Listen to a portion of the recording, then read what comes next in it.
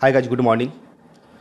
Amalgamation of company chapter हम start किए थे और उसमें वन सेशन हुआ था जिसमें हम आपको बताए थे कि अमेलगमेशन ऑफ कंपनी क्या होती है, एब्जॉर्प्शन ऑफ कंपनी क्या होती है और इन दोनों का जो अकाउंटिंग ट्रीटमेंट होता है वह अकाउंटिंग स्टैंडर्ड 14 के अकॉर्डिंग सेम होता है। ओके, दोनों का सेम होता है। उसके बाद हम आपको मेन डेफिनेशन बताए थे कि ट्रांसफेरर कंपनी किसको बोलेंगे, ट्रांसफेरी कंपनी किसको बोलेंगे, कंसीडरेशन क्या होती है, फेयर वैल्यू क्या होती है, ये बता दिए थे आपको। ओके, और एडवांटेज बताए एमलगमेशन का, डिसएडवांटेज बताए आपको एमलगमेशन का। उसके बाद टाइप्स ऑफ एमलगमेशंस ये बताए, मर्जर नेचर का और परचेज नेचर का। मर्जर नेचर में हमने आपको बताया कि 5 कंडीशन अगर फुलफिल करता है, अगर ये 5 कंडीशन फुलफिल करता है तो वह amalgamation in the nature of merger होगा। अगर इस 5 में से एक भी कंडीशन फुलफिल नहीं हो रहा है तो वह amalgamation in the nature of purchase माना जाएगा। क्लियर? तो ये हम आपको बताए थे। ओके, उसके बाद परचेज कंसीडरेशन कितने प्रकार से निकाला जाता है, कितने तरह से होते हैं, तो 3 तरह से। ये तीनों का हमने आपको एक्सप्लेनेशन किया और बताया। अगर पीछे का लेक्चर नहीं देखे हो तो आप हमारे एप्लीकेशन में देख रहे हो तब तो आपको फर्स्ट लेक्चर में आपको मिल ही जाएगा। अगर यूट्यूब पे देख रहे हो तो हम डिस्क्रिप्शन में उसका लिंक दे दिए हैं, आप वहाँ से जाकर के देख सकते हैं। फर्स्ट सेशन में हमने जो जो बताया था वो वहाँ से आप पूरा कर सकते हैं। तो ये परचेज कंसीडरेशन तक हम लोगों का हो गया था। उसके बाद आज के क्लास में हम लोगों का जो मेन टॉपिक है, थोड़ी का आज पार्ट हम लोगों का समाप्त हो जाएगा ऑलमोस्ट। ओके, तो आज के क्लास में हम लोग देखेंगे कि methods of accounting for amalgamation. Amalgamations का अकाउंटिंग ट्रीटमेंट करने के लिए कितने मेथड्स है, तो इसके 2 मेथड्स है। एक मेथड जो है हमारा उसको बोलते हैं pooling of interest method, okay, और दूसरा है परचेज मेथड। क्लियर? यहाँ पे हम आपको बता दें कि पीछे क्लास में हमने आपको बताया कि देखो अमेलगमेशन ऑफ कंपनीज और एब्जॉर्प्शन ऑफ कंपनी दोनों का अकाउंटिंग ट्रीटमेंट अकाउंटिंग स्टैंडर्ड 14 के अकॉर्डिंग सेम होता है, ये बताया आपको। तो जब कभी भी एब्जॉर्प्शन का अगर क्वेश्चन हमारे पास आता है, एब्जॉर्प्शन का क्वेश्चन अगर हमारे पास आता है, देखने को मिलता है कि एब्जॉर्प्शन का काम हम कैसे करें, तो आप याद रखेंगे कि एब्जॉर्प्शन के लिए परचेज मेथड का यूज किया जाएगा। कौन से मेथड का? परचेज मेथड का यूज करेंगे, पूलिंग ऑफ इंटरेस्ट मेथड का यूज नहीं करेंगे। क्लियर? आइए जर्नल एंट्री देखते हैं। कौन से कंपनी के बुक में? तो ट्रांसफेरी कंपनी, जिस कंपनी के द्वारा दूसरे कंपनी को अक्वायर्ड किया गया है उसको ट्रांसफेरी कंपनी कहते हैं। ओके, तो ट्रांसफेरी कंपनी के बुक में कौन कौन सा जर्नल एंट्री होगा ये समझने का कोशिश करते हैं। ओके, हमने यहाँ पर दोनों मेथड लिया है, दोनों मेथड से एक साथ चलेंगे, the pooling of interest method और एक हमारा परचेज मेथड है। Okay, the pooling of interest method amalgamation in the nature of merger के केस में लागू होता है। कौन से? मर्जर के केस में लागू होगा। और purchase method amalgamation in the nature of purchase के केस में लागू होगा। क्लियर? और इसी में हम लोग एब्जॉर्प्शन का काम करते हैं, एब्जॉर्प्शन का काम इसी के अकॉर्डिंग किया जाएगा। ओके, जब कभी भी एब्जॉर्प्शन का क्वेश्चन आएगा तो हम लोग सेम जो परचेज मेथड में है उसी का यूज करेंगे। देखो, ट्रांसफेरी कंपनी के बुक में कुछ ऐसे जर्नल एंट्री होगा जो कंपलसरी होगा, होना ही होना है हर एक क्वेश्चन में। अब कुछ एंट्री ऐसा होगा जो हो भी सकता है और नहीं भी हो सकता है। ओके, तो ये दोनों चीज हम आपको समझाते चले जाएंगे। ओके, पहला हमारा जो फर्स्ट नंबर में जर्नल एंट्री है वो है परचेज कंसीडरेशन के लिए। परचेज कंसीडरेशन के लिए सबसे पहला एंट्री जो हमारा होगा, दिमाग में बैठा लो कि हमें परचेज कंसीडरेशन को ड्यू करना है। सबसे पहले फर्स्ट एंट्री जो हमें पास करनी होगी वह परचेज कंसीडरेशन को ड्यू करने के लिए। ओके, तो परचेज कंसीडरेशन जब हम ड्यू करेंगे तो उसके लिए एंट्री करेंगे मर्जर के केस में, business merger account debit to liquidators of transferor company. Liquidator का मतलब होता है कि जो कंपनी समाप्त होता है उस कंपनी में एक ऐसे पर्सन का अपॉइंटमेंट होता है जो उस समापन के काम को देखभाल करता है। ओके, जिसको हम लोग बोलते हैं लिक्विडेटर्स। उसको बोलते हैं लिक्विडेटर, ओके, निस्तारक, ओके। तो मर्जर के केस में business merger account debit to liquidators of transferor company account, okay. लेकिन परचेज के केस में देखो, business purchase account debit to liquidators of transferor company. अब इस दोनों में डिफरेंस क्या है? एक तरफ हमारा मर्जर नेचर से चल रहा है, एक तरफ हमारा परचेज नेचर से चल रहा है। मर्जर नेचर में देखो सिर्फ मर्जर अकाउंट का यूज किया गया और यहां पर परचेज अकाउंट का यूज किया गया, यानी कि दोनों एंट्री सेम है। मर्जर है तो मर्जर लगा देना है, परचेज है तो परचेज लगा देना है। आई होप कि समझ में आ गया होगा। तो पहला एंट्री हमें परचेज कंसीडरेशन को ड्यू करना है, परचेज कंसीडरेशन को ड्यू करना है, ये एंट्री हो जाएगी। सेकेंड नंबर में एंट्री जो आती है वो आता है कि ट्रांसफेरी कंपनी जिसने दूसरे कंपनी को अक्वायर किया है, ट्रांसफेरी कंपनी, ट्रांसफेरर कंपनी जिस कंपनी का समापन हुआ है,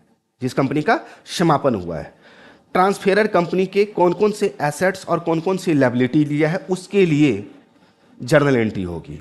तो for assets, liabilities and reserve taken over, okay, taken over.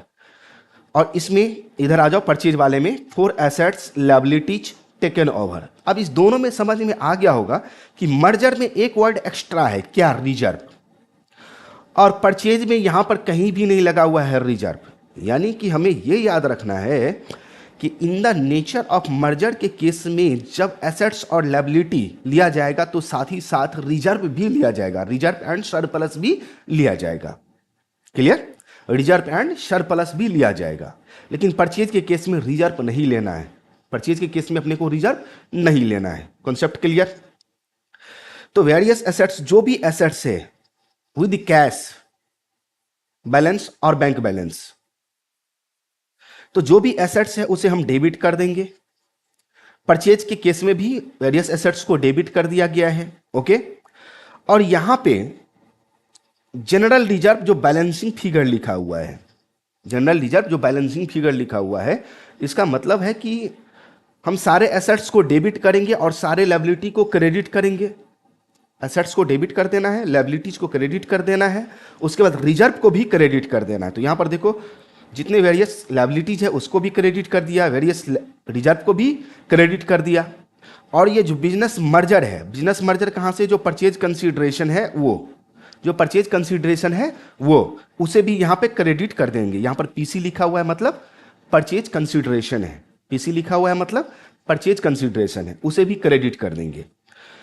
अब ये एसेट्स को डेबिट कर दिए, लायबिलिटीज को क्रेडिट कर दिए, उसके बाद रिजर्व को क्रेडिट कर दिए, उसके बाद परचेज कंसीडरेशन को भी क्रेडिट कर दिए।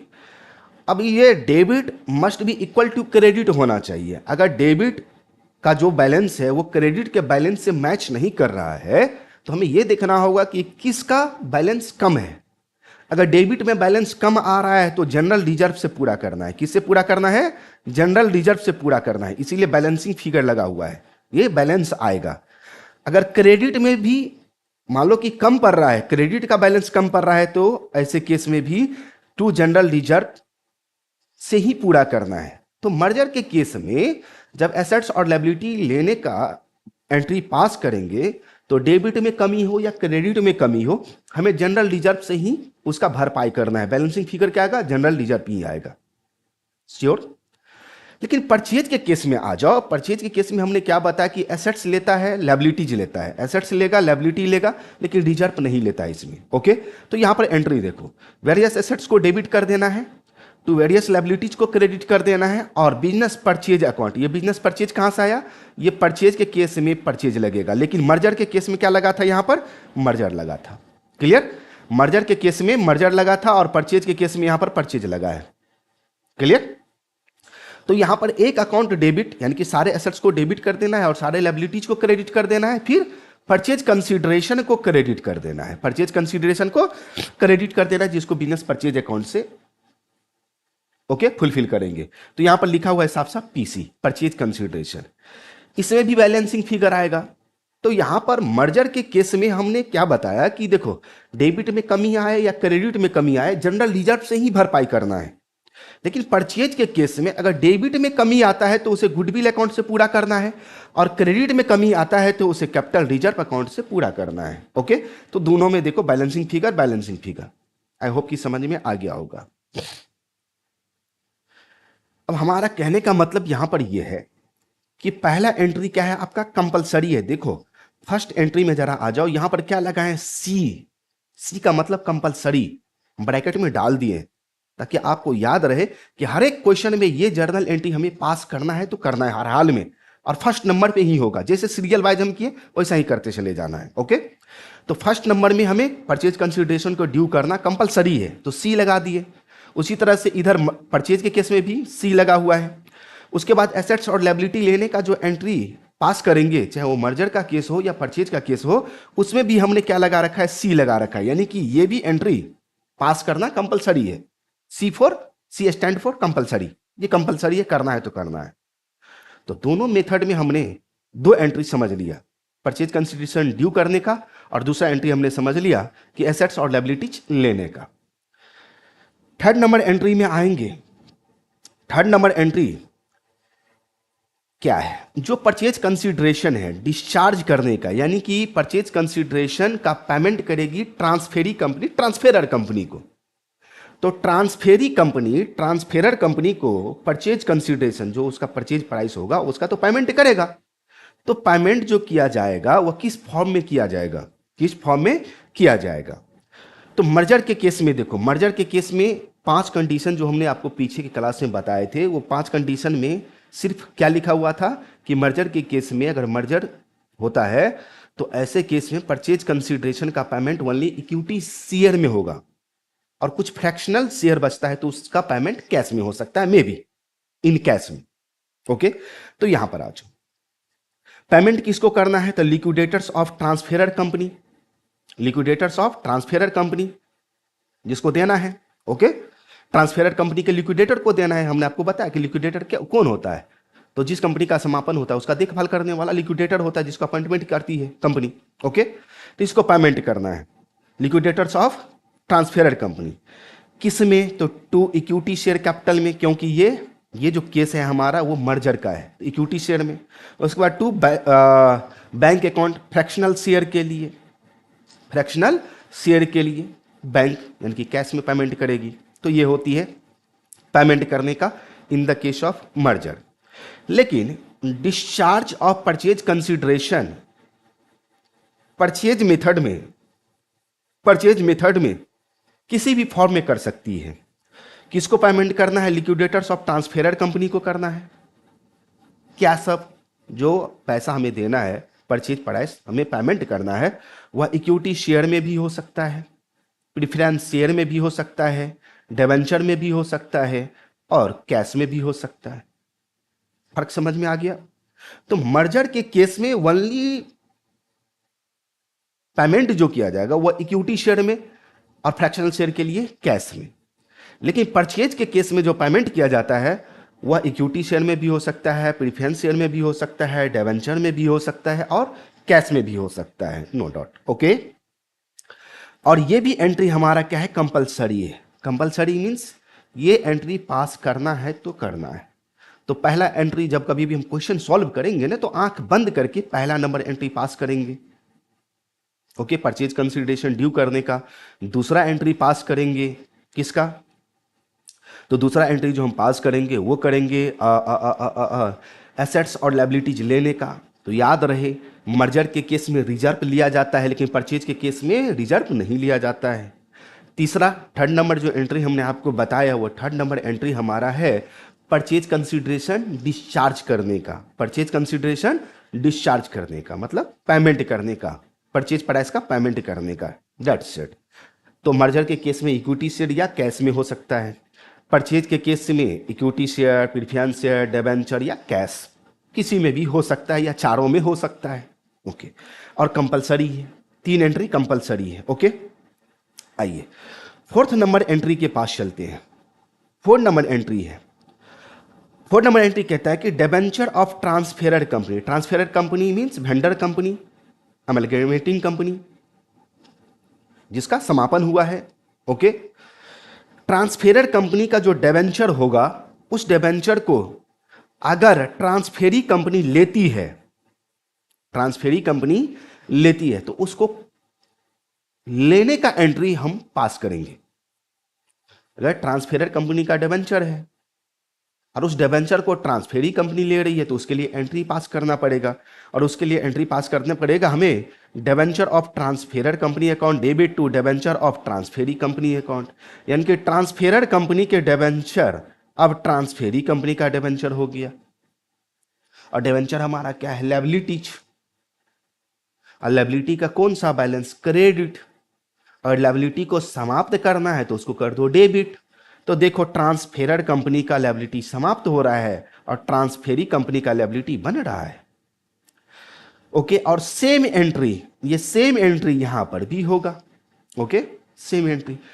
तो मर्जर नेचर का हो या परचेज नेचर का हो, डिबेंचर लेने का एंट्री दोनों केस में सेम होता है, दोनों केस में सेम होता है।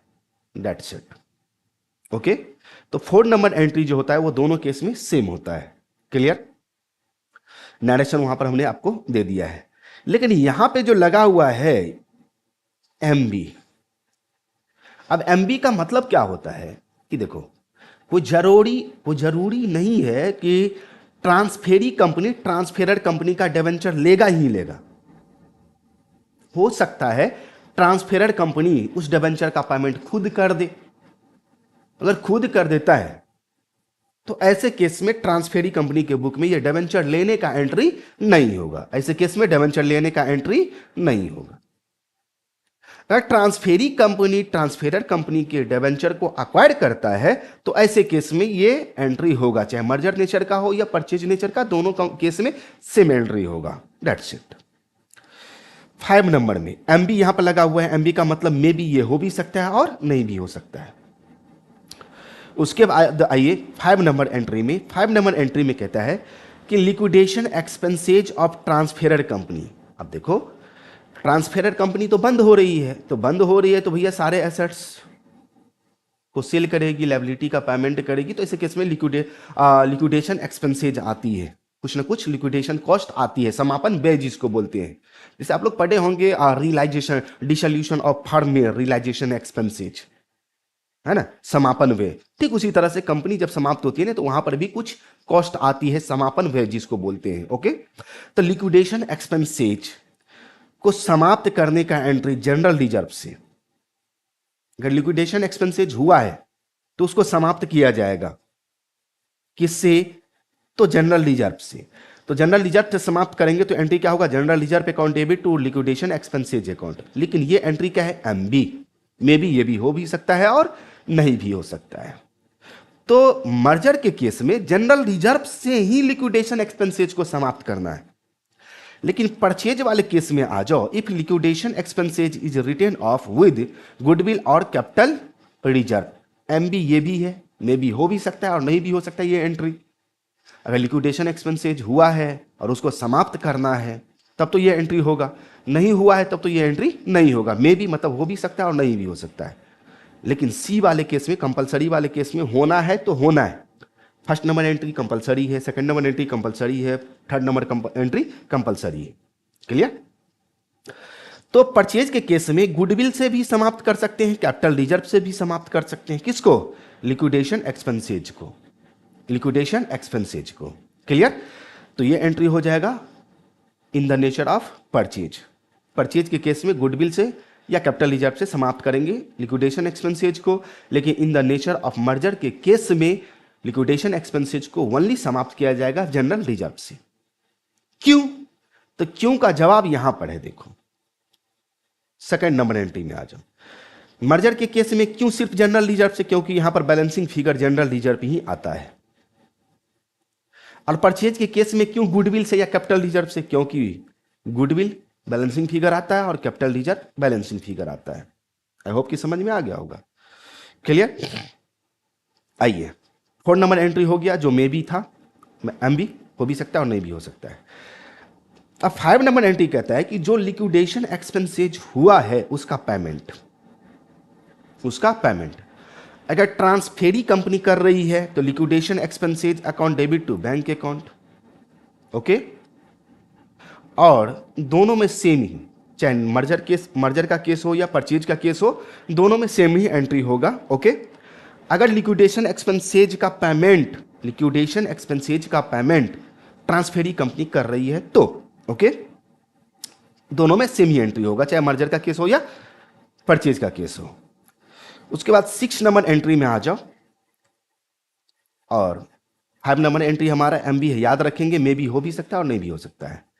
6 नंबर एंट्री भी हमारा एमबी है, मतलब ये भी हो सकता है क्वेश्चन में और नहीं भी हो सकता है। Okay, if liquidation expenses is written off with general reserve, ये 2 बार हमने राइट, एक सेकंड चेला, कुछ यहां पर मिस्टेक हम किए क्या? अच्छा, 5 नंबर एंट्री ही हमारा था क्या, liquidation expense, sorry serial number गड़बड़ हो गया, हम 6 नंबर पे डायरेक्ट आ गए थे। चलो ठीक है, समझा तो दिए ना। 5 नंबर एंट्री में लिक्विडेशन एक्सपेंसेज का अगर कंपनी पेमेंट कर रही है तो दोनों में सेम एंट्री होगा। 6 नंबर एंट्री में भी 5 नंबर और 6 नंबर दोनों एमबी है, मे भी हो भी सकता है और नहीं भी हो सकता है। लिक्विडेशन एक्सपेंसेज का पेमेंट किया है ट्रांसफेरी कंपनी, तो उसे समाप्त करना है जनरल रिजर्व से। ओके, परचेज के केस में गुडविल या कैपिटल रिजर्व से समझा ही चुके हैं। 7 नंबर एंट्री में आना है। ओके, 7 नंबर एंट्री, वो सीरियल नंबर हमारा गलत हो गया था। ओके, हम एक एंट्री छोड़ करके आगे चले गए, चलो कोई बात नहीं। For preliminary expenses of transferee company, अब देखो ट्रांसफेरी कंपनी एक न्यू कंपनी है जो न्यू एस्टेब्लिश हुआ है, इनकॉर्पोरेट हुआ है न्यूली। तो जब कोई भी कंपनी न्यूली इनकॉर्पोरेट होती है तो इनकॉर्पोरेशन से पहले बहुत सारे खर्च होते हैं जिसको प्रिलिमिनरी एक्सपेंसेज बोलते हैं, प्रारंभिक व्यय।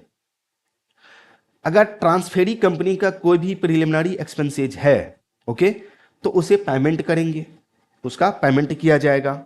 अगर है तो एमबी का मतलब मे बी है तो उसका पेमेंट कर देंगे, preliminary expenses account debit to bank account. Okay, और परचेज के केस में भी है तो preliminary expenses account debit to bank account, और दोनों केस में तो सेम ही एंट्री है। ओके, तो प्रिलिमिनरी एक्सपेंसेज। उसके बाद आइए 8 नंबर एंट्री में। 8 नंबर एंट्री में देखो, for recording of only statutory reserve of transferor company, अगर ट्रांसफेरर कंपनी जिसका समापन हुआ है उसका कोई स्टैट्यूटरी रिजर्व है तो उसका रिकॉर्डिंग मर्जर के केस में नो एंट्री, कोई एंट्री नहीं होगा, नो एंट्री, कोई एंट्री नहीं होगा। लेकिन परचेज के केस में उसे ट्रांसफर कर देंगे amalgamation adjustment account debit to various statutory reserve account, जो भी स्टैट्यूटरी लीगल संचय है उसको ट्रांसफर कर देंगे अमेलगेमेशन एडजस्टमेंट अकाउंट में। तो ये 8 नंबर एंट्री भी आपका एमबी में है, मे भी हो भी सकता है और नहीं भी हो सकता है। ओके, तो एक बार हम लोग रिकैप कर ले कि अभी तक ट्रांसफेरी कंपनी के बुक में क्या सब एंट्री देखे। वो पहला number entry purchase consideration due करने का एंट्री देख लिए। ओके, मर्जर है तो business merger account to liquidators of transferor company, purchase है तो business purchase account to liquidators of transferor company. दूसरा एसेट्स और लायबिलिटीज लेने का, दूसरा नंबर एंट्री एसेट्स और लायबिलिटी लेने का। ओके, तीसरा number entry purchase consideration discharge करने का। चौथा नंबर एंट्री डिबेंचर लेने का, अगर ट्रांसफेरी कंपनी डिबेंचर लेती है तो। 5 नंबर एंट्री लिक्विडेशन एक्सपेंसेज हुआ है तो उसका पेमेंट करने का entry. 6 number entry liquidation expenses को राइट ऑफ करने का। 7 नंबर एंट्री आपको बताए प्रीलिमिनरी एक्सपेंसेज का पेमेंट करने का। ओके, दोनों में सेम ही होता है। और 8 नंबर एंट्री सिर्फ परचेज के केस में स्टैट्यूटरी रिजर्व है ओके, तो उसे ट्रांसफर कर देंगे अमेलगेमेशन एडजस्टमेंट अकाउंट में। ओके, स्टैट्यूटरी रिजर्व के लिए। सर स्टैट्यूटरी रिजर्व तो यहाँ पे अलग से परचेज के केस में ट्रांसफर हो रहा है, लेकिन मर्जर के केस में उसके लिए कोई एंट्री नहीं होता है, अलग से कोई एंट्री नहीं होता है, सारा स्टैट्यूटरी रिजर्व यहीं पर आ जाता है जो आपको सेकंड नंबर एंट्री बताए थे वेरियस रिजर्व में, वेरियस रिजर्व में। ओके, नौ अब हम लोग चलते हैं ट्रांसफेरर कंपनी के बुक में क्या जर्नल एंट्रीज होगी। ट्रांसफेरर कंपनी के बुक में क्या जर्नल एंट्रीज होगी उसको देखेंगे। तो ट्रांसफेरर कंपनी के बुक में क्या एंट्री हो सकती है। ओके, ध्यान से सुने, journal entry in the books of transferor company, transferor company के बुक में एंट्री करना है।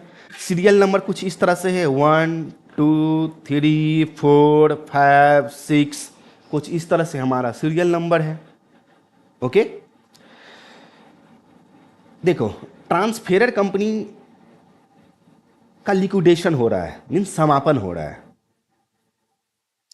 तो जिस कंपनी का समापन हो रहा है, खुद सोचो, जिस कंपनी का समापन हो रहा है वो कंपनी क्या करेगी? वो कंपनी अपना सारा एसेट सेल करेगी, सारे लायबिलिटीज का पेमेंट करेगी, जो पैसा आएगा उस शेयर होल्डर का पेमेंट करेगी। यही तो होगा। That's it.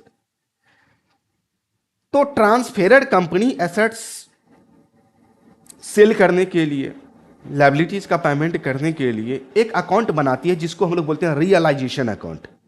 रियलाइजेशन अकाउंट याद करो, डिसोल्यूशन ऑफ पार्टनरशिप फर्म में रियलाइजेशन अकाउंट बनाते थे, ठीक उसी तरह से यहां भी बनाएंगे। फर्क यही है यहां पर कि वहां पे रियलाइजेशन अकाउंट जब बनाते थे वहां पर कैश और बैंक बैलेंस एसेट्स में नहीं लेते थे, लेकिन यहां पर कैश और बैंक बैलेंस भी लिया जाएगा। ओके, आइए फर्स्ट नंबर एंट्री में वेरियस एसेट्स ट्रांसफर करेंगे सबसे पहले रियलाइजेशन अकाउंट में, और ये कंपलसरी है, करना है तो करना है। तो realisation account debit to various assets transfer कर देंगे रियलाइजेशन अकाउंट के डेबिट साइड में, जितने सारे कंपनी का एसेट्स है उसको ट्रांसफर कर देंगे with cash. Okay, second number entry होगा लायबिलिटीज ट्रांसफर करने का। तो एसेट ट्रांसफर हो गया, फिर लायबिलिटी ट्रांसफर करेंगे। तो एसेट्स रियलाइजेशन अकाउंट के डेबिट साइड में ट्रांसफर हुआ है, तो सोचो लायबिलिटीज क्रेडिट साइड में ट्रांसफर होगा। तो various liabilities account debit to realisation account transfer हो गई। Okay, liabilities. Third number entry होगा परचेज कंसिडरेशन। परचेज कंसिडरेशन को रियलाइजेशन अकाउंट के क्रेडिट साइड में दिखाएंगे। तो ट्रांसफेरी कंपनी का मतलब वो न्यू कंपनी जिससे हमें परचेज लेना है, परचेज प्राइस लेना है, जो हमारा एसेट्स और लायबिलिटी लिया है, कितना में लिया है, उस अमाउंट से उस कंपनी के नाम से रियलाइजेशन अकाउंट को क्रेडिट कर देना है। तो transferee company account debit to realisation account. Okay, ये भी आपका कंपलसरी एंट्री है। तो first number compulsory, second number compulsory, third number भी compulsory. Okay, fourth number entry है हमारा for receipt of purchase consideration. तो परचेज कंसिडरेशन तो रिसीव करोगे ही करोगे। ओके, रिसीट तो करोगे। तो हमने आपको बताया कि देखो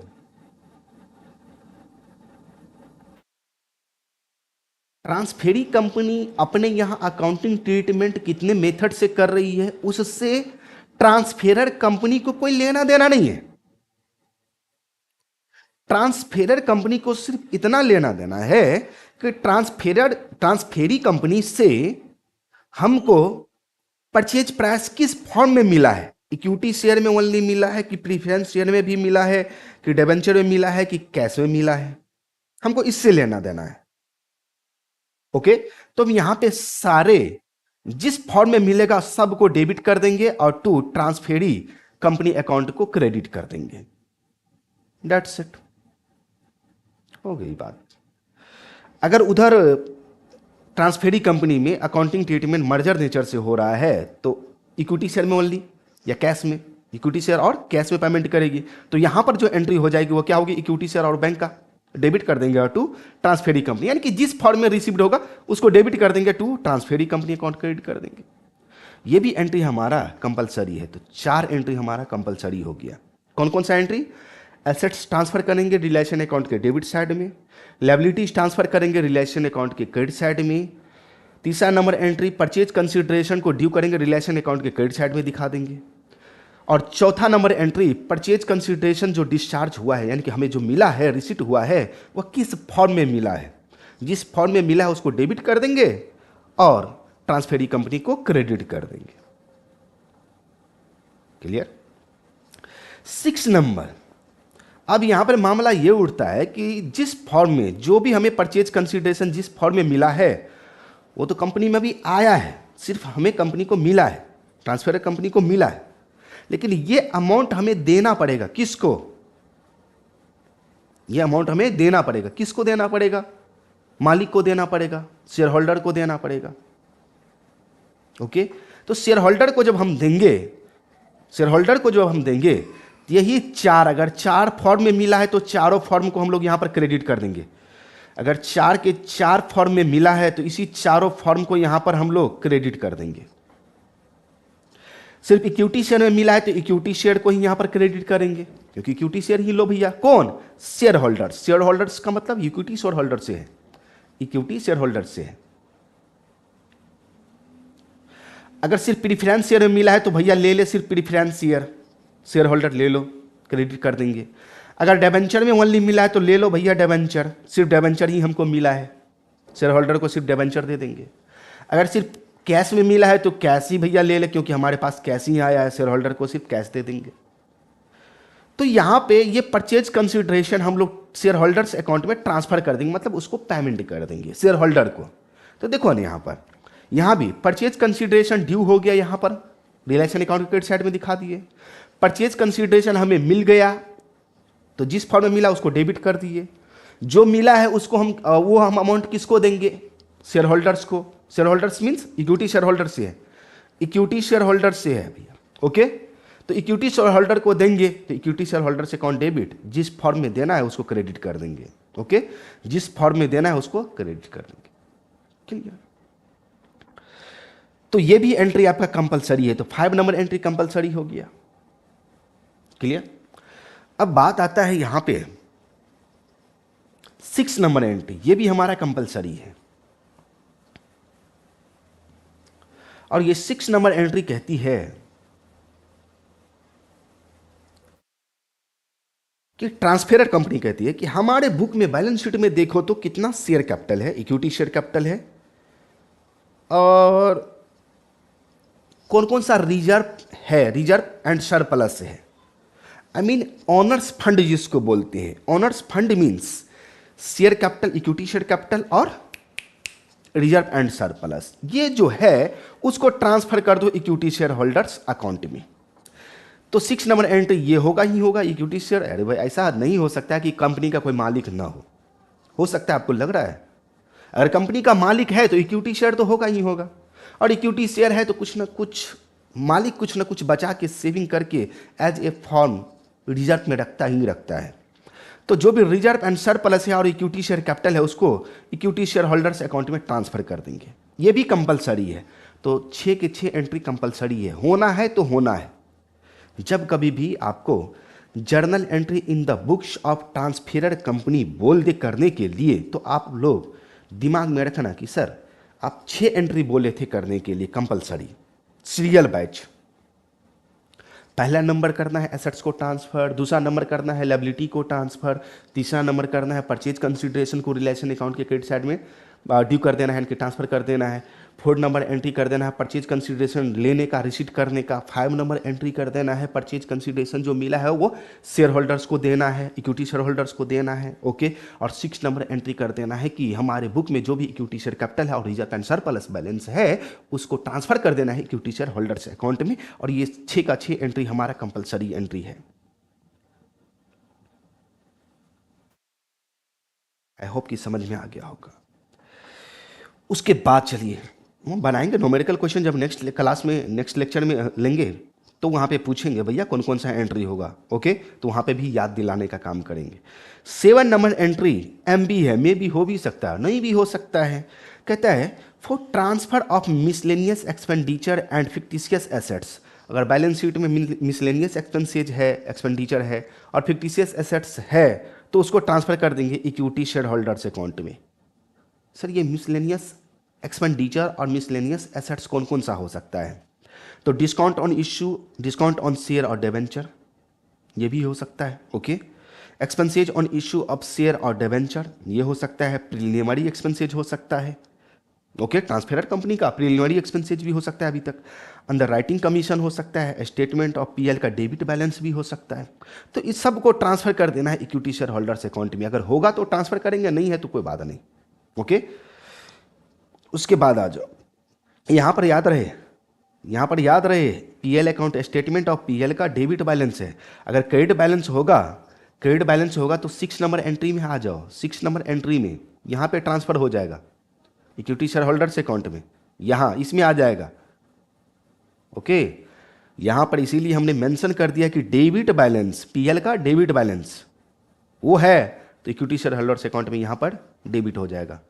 ओके, 8 नंबर एंट्री देखो for redemption of preference share. अगर transferor company preference share holder का पेमेंट कर रहा है, रिडेम्पशन कर रहा है, रीपेमेंट, तो रीपेमेंट कर रहा है तो क्या हो गया एंट्री, तो पहले तो ड्यू करेंगे उसके बाद पेमेंट करेंगे। आइए तो ड्यू करने का entry, preference share capital account debit, ना तो सुनेंगे इसमें मेन दो ही एंट्री है, दो ही अकाउंट डेबिट और एक अकाउंट डेबिट और एक अकाउंट क्रेडिट होगा। एक अकाउंट जो हमारा बैलेंसिंग फिगर आता है वो बताते हैं अभी। पहला number entry preference share capital account को डेबिट कर देना है और 2 प्रीफरेंस शेयर होल्डर्स अकाउंट को क्रेडिट कर देना है। अब इस बीच में जो ये रियलाइजेशन अकाउंट आपको दिख रहा है, ओके, रियलाइजेशन अकाउंट, तो देखो प्रीफरेंस शेयर होल्डर है, उसका पेमेंट हो सकता है मे बी प्रीमियम पर भी हो जाए, रिडेम्पशन उसका प्रीमियम पर भी हो जाए या डिस्काउंट पर भी हो जाए। अगर प्रीमियम पर हो रहा है तो प्रीमियम के अमाउंट को, सिर्फ प्रीमियम के अमाउंट को रियलाइजेशन अकाउंट में ट्रांसफर कर देना है। अगर डिस्काउंट पे रिडेम्पशन हुआ है तो सिर्फ डिस्काउंट के अमाउंट को आपको रियलाइजेशन अकाउंट में ट्रांसफर कर देना है। ओके, तो ये ड्यू करने का हो गया फॉर ड्यू। अब पेमेंट करने का एंट्री होगा तो प्रीफरेंस शेयर होल्डर को डेबिट कर देंगे टू बैंक अकाउंट, हो गई एंट्री। और ये एंट्री हमारा एमबी है, मे भी हो भी सकता है और नहीं भी हो सकता है। अभी तक हमारा 6 एंट्री 1 to 6 तक एंट्री ही हमारा कंपलसरी था। 7 नंबर और 8 नंबर कंपलसरी मे बी में है, हो भी सकता है और नहीं भी हो सकता है किसी क्वेश्चन में। ओके, नेक्स्ट 8 नंबर, 7 नंबर और 8 नंबर हो गया। उसके बाद 9 नंबर एंट्री आते हैं। इसमें एंट्री की देखो, एंट्री इतना सारा एंट्री जो है ना वो खुद ब खुद याद हो जाएगा, टेंशन मत लो। If liquidation expenses paid by transferor company, अब देखो liquidation expenses transferee company paid कर रही थी तो वहां पर क्या liquidation expenses account debit to bank account, और उसको समाप्त करते थे मर्जर के केस में ओनली जनरल रिजर्व से, और परचेज के केस में उसको गुडविल या कैपिटल रिजर्व से समाप्त करते थे। अगर उसी लिक्विडेशन एक्सपेंसेज का पेमेंट अगर कंपनी ट्रांसफेरर कंपनी खुद कर रही है तो यहां पर एंट्री हो जाएगा realisation expense, realisation account debit to bank account. Okay, एमबी हो भी सकता है और नहीं भी हो सकता है। अगर लिक्विडेशन एक्सपेंसेज का पेमेंट अगर ट्रांसफेरी कंपनी किया है, ट्रांसफेरी कंपनी किया है तो उसके लिए नो एंट्री। क्यों? क्योंकि ट्रांसफेरी कंपनी अपने बुक में करेगी, दैट्स इट, क्योंकि रिस्पॉन्सिबिलिटी कहीं ना कहीं वो ली होगी। क्लियर? तो 9 नंबर और 10 नंबर ये भी आपका एमबी है, मे भी हो भी सकता है और नहीं भी हो सकता है। तो 10 नंबर एंट्री तो होगा ही नहीं। अगर ट्रांसफेरी कंपनी लिक्विडेशन एक्सपेंसेज का पेमेंट किया है तो उससे कोई लेना देना ट्रांसफेरर कंपनी को नहीं है। अगर ट्रांसफेरर कंपनी लिक्विडेशन एक्सपेंसेज का पेमेंट किया है तो उसका लेना देना है और उसके लिए एंट्री होगी realisation account debit to bank account. Okay, now 11 number for sale of assets by transferor company. अच्छा देखो, जो एसेट्स ट्रांसफेरी कंपनी लिया वो तो लिया ही लिया, चलो उसको रियलाइजेशन अकाउंट में ट्रांसफर कर दिए, कोई दिक्कत नहीं है। लेकिन कोई एसेट्स ट्रांसफेरर कंपनी, जो ट्रांसफेरी कंपनी नहीं लिया है, फिर से सुने, जो ट्रांसफेरी कंपनी नहीं लिया है, ट्रांसफेरी कंपनी नहीं लिया तो ट्रांसफेरर कंपनी खुद उसको डिस्पोज कर रही है, यानी कि उसको सोल्ड कर रही है। अगर ट्रांसफेरर कंपनी खुद सेल कर रही है कोई एसेट्स तो ऐसे केस में एंट्री होगा bank account debit to assets account, bank account debit to assets account. अगर मान लो मैं ट्रांसफेरर कंपनी हो, कोई एसेट्स मैं सेल कर रहा हूं तो भैया पैसा आएगा, एसेट्स जाएगा, तो बैंक अकाउंट डेबिट, क्योंकि देखो जनरली जो कंपनी में ट्रांजैक्शन होती है वो बैंक के थ्रू होती है, तो bank account debit to assets account. लेकिन यहाँ पर मामला फिर यहाँ पर पेचीदा ये हो रहा है कि जो एसेट्स हम सेल किए हैं उस पर हमें प्रॉफिट हुआ या लॉस हुआ है, प्रॉफिट हुआ या लॉस हुआ है, तो इस प्रॉफिट और लॉस को रियलाइजेशन अकाउंट में ट्रांसफर करेंगे। अगर लॉस हुआ है तो रियलाइजेशन अकाउंट को डेबिट, अगर प्रॉफिट हुआ है तो रियलाइजेशन अकाउंट को क्रेडिट कर देंगे। क्लियर? उसी तरह से 12 नंबर में ये भी एमबी है, मे भी हो सकता है और नहीं भी हो सकता है। 12 नंबर एंट्री कहता है कि जो लायबिलिटी ट्रांसफेरी कंपनी के द्वारा ले लिया गया वो तो चलो ठीक है, अगर किसी भी लायबिलिटी का पेमेंट ट्रांसफेरर कंपनी, मीन्स मान लो कि मैं ट्रांसफेरर कंपनी हूं, खुद किसी लायबिलिटीज का रीपेमेंट मैं कर रहा हूं तो ठीक है, कोई दिक्कत नहीं है। Liabilities account debit to bank account, एक तरह लायबिलिटी समाप्त होगा और हमारा पैसा जाएगा। तो इस केस में भी हमें कुछ प्रॉफिट या लॉस हो सकती है। हो सकता है ज़्यादा पेमेंट कर दिए, हो सकता है कम पेमेंट किया गया। तो इसके लिए liabilities account debit to bank account. अगर एक्सेस पेमेंट किए हो तो लॉस, रिलेशन अकाउंट को डेबिट कर देंगे। अगर कम पेमेंट किए हो, लेस पेमेंट किए हो, कम, मान लो कि लायबिलिटी 100 रुपया गया, उसका पेमेंट 110 रुपया कर दिए, तो 10 रुपया हमें एक्स्ट्रा लॉस हो रहा है, तो रिलेशन अकाउंट को डेबिट। अगर मान लो 100 रुपया का लायबिलिटी है और उसको हम 95 रुपीज़ ही पेमेंट कर रहे हैं, तो 5 रुपया हमारा प्रॉफिट, लेस पेमेंट तो 5 रुपया रिलेशन अकाउंट में क्रेडिट साइड में देंगे। That's it. तो 12 नंबर एंट्री भी आपका MB है, हो भी सकता है और नहीं भी हो सकता है। नेक्स्ट चलते हैं 13 नंबर में। 13 नंबर एंट्री आपका कंपलसरी है, कंपलसरी है, और 14 नंबर भी कंपलसरी है। जो रियलाइजेशन अकाउंट हम बनाए हैं, ओपन किए हैं रियलाइजेशन अकाउंट, जिसमें हम एसेट्स को ट्रांसफ़र किए, लायबिलिटीज को ट्रांसफ़र किए, उसके बाद परचेज कंसिडरेशन को ड्यू किए क्रेडिट साइड में, उसके बाद कोई एसेट्स सेल किए हैं, उस पर कोई प्रॉफिट लॉस हुआ है उसको ट्रांसफ़र किए, कोई लायबिलिटी का पेमेंट किए उसको, उस पर कोई प्रॉफिट या लॉस हुआ है उसको ट्रांसफ़र किए, है ना। यहाँ पर देखो ना, ट्रांसफ़र किए, प्रॉफिट लॉस, है ना। करने के बाद हमें रियलाइजेशन अकाउंट को बंद करना होगा, क्लोज करना होगा। अब रियलाइजेशन अकाउंट एक नॉमिनल अकाउंट होती है, ध्यान से सुनिए। रियलाइजेशन अकाउंट क्या होती है? एक नॉमिनल अकाउंट होती है। तो जब हम रियलाइजेशन अकाउंट को बंद करेंगे, क्लोज करेंगे, तो रियलाइजेशन अकाउंट से हमें या तो प्रॉफिट होगा या लॉस होगा, या तो प्रॉफिट होगा या लॉस होगा। तो फाइनली जो ये प्रॉफिट या लॉस आ रहा है, ये किसको बियर करना पड़ेगा, किसको सहन करना पड़ेगा? तो जो कंपनी का मालिक है उसको, जो कंपनी का मालिक है उसको सहन करना पड़ेगा। तो कंपनी का मालिक कौन है? तो इक्विटी शेयर। तो रियलाइजेशन अकाउंट पे जो भी प्रॉफिट हुआ है और लॉस हुआ है, उसे इक्विटी शेयर होल्डर अकाउंट में ट्रांसफर करना है, यानी कि मालिक के खाते में चला जाएगा, वो अपना सहन करे। तो on closure of realisation account compulsory है फॉर प्रॉफिट। प्रॉफिट के केस में अगर प्रॉफिट हो रहा है तो realisation account debit equity share holders account. On closure of realisation account compulsory है ये भी एंट्री। लॉस के केस में equity share holders account debit to realisation account, और जस्ट अपोजिट प्रॉफिट और लॉस के केस में जस्ट अपोजिट। ये जर्नल एंट्री था हमारा ट्रांसफेरर कंपनी के बुक में। ट्रांसफेरर कंपनी के बुक में ये हमारा जर्नल एंट्री है।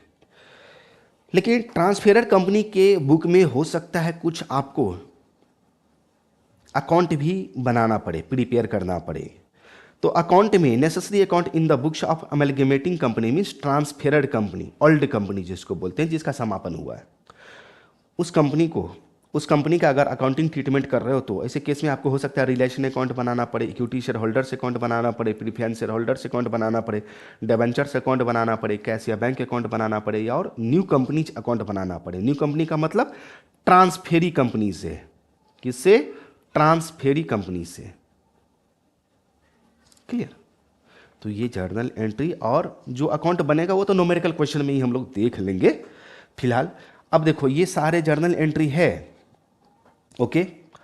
तो एक बार आप लोग रिवाइज कर लेंगे, दिमाग में सेटअप करने का कोशिश करेंगे, और जब हम लोग अकाउंटिंग ट्रीटमेंट करेंगे, न्यूमेरिकल क्वेश्चन बनाएंगे नेक्स्ट क्लास से, तो इस एंट्री सब का हम लोग वहाँ पे रिमाइंडर करते रहेंगे, मतलब दिमाग में लाते रहेंगे, और फिर हम आपको समझाते रहेंगे। और देखो हमारा एप्लीकेशन अगर अभी तक डाउनलोड नहीं किए हो तो डाउनलोड कर लेना, पीके देव क्लास प्ले स्टोर से पर मिल जाएगा। कोई भी कन्फ्यूजन हो तो कॉल कर लेना, ऊपर में आपको नंबर दिख रहा है, ठीक है। कोई भी कन्फ्यूजन हो, आपको वहाँ पे सारा का सारा क्लास सिस्टमेटिक वे में मिल जाता है हमारे एप्लीकेशन में, ठीक है। यूट्यूब पे यही होगा कि आपको एक क्लास इधर एक क्लास उधर ढूंढने पर मिलेगा, ओके। लेकिन हम कोशिश करेंगे कि प्ले स्टोर बना देंगे, प्ले लिस्ट बना देंगे, प्ले स्टोर बोल रहे हैं, प्ले लिस्ट बना देंगे। फिलहाल यहाँ तक क्लियर है, ओके। चलिए तब आज की क्लास में इतना ही।